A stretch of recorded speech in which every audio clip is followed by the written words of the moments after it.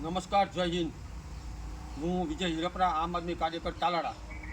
છેલ્લા 2 દિવસથી જે આમ આદમી પાર્ટીના ઉમેદવારો ઉપર ખોટી અફવાઓ ફેલાવવામાં આવી છે કે પાટીદાર સમાજના જે 2 તાલુકા પંચાયતમાં ચૂંટાયેલા વ્યક્તિ છે એને ખરીદી લેશે, તો આ વાત તદ્દન ખોટી છે. આમ આદમી પાર્ટીના જે 7 ઉમેદવાર ચૂંટાયા છે એ તમામ ક્યાંય પણ પક્ષ છોડી જવાના નથી.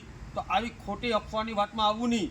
7 લોકોએ પોતાની કુળદેવીના સમખાઈને કીધા છે. તો એ જ બાબતે આજે મારા બંને ખાસ મિત્રો લેવા પાટીદાર સમાજમાંથી આવેલા બંને તાલુકા પંચાયત મંડોળ અને તાલુકા પંચાયત આકોલવાડીના ઉમેદવાર એવા શ્રી મનીષભાઈ ગોંડલિયા અને સુધીરભાઈ મુંગરા મારી સાથે છે.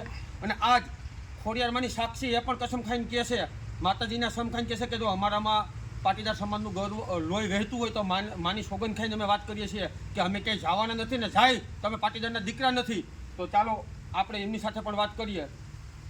હું મનીષ ગોંડલિયા, આકોલવાડી સીટ તાલુકા ઉમેદવાર, અને આ ભાઈ છે સુધીરભાઈ મુંગરા, મંડોળા સીટના ઉમેદવાર, વિજય ઉમેદવાર.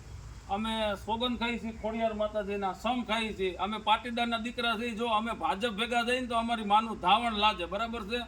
અને ગમે એટલો પ્રયાસ કરશે, અમે કોઈ દિવસ ભાજપ બાજુ જવાના નથી. આંગરા કપાઈ જાય, ગરા કપાઈ જાય, જી થવું થાય, બાકી અમે કોઈ દી ભાજપ ભેગા ભળવાના જ નથી. આ ચોખ્ખી ને સ્પષ્ટ વાત છે. આમ આદમી પાર્ટી વફાદાર થઈ અને કાયમી એના માટે અમે વફાદાર રહેવું. જ્યાં જરૂર પડે આમ આદમી પાર્ટીને ત્યાં અમે ખડે પગે ઉભા છીએ. એટલું કહીને હું વિરમું છું.